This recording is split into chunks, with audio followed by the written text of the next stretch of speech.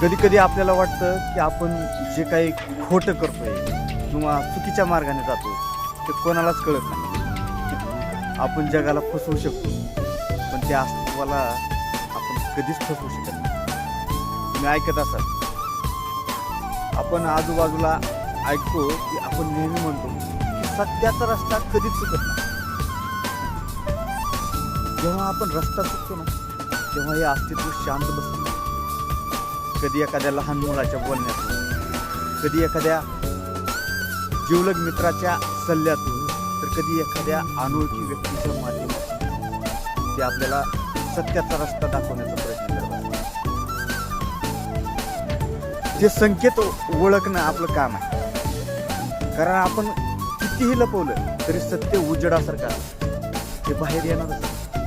स्वतःला फसवण्यापेक्षा अस्तित्वाच्या त्या हाकेला प्रतिसाद देणं आपलं काम आहे. कारण शेवटी काय, जर आपण सत्याच्या मार्गावर असू तर आपल्या आयुष्यात काही होऊ शकते. धन्यवाद.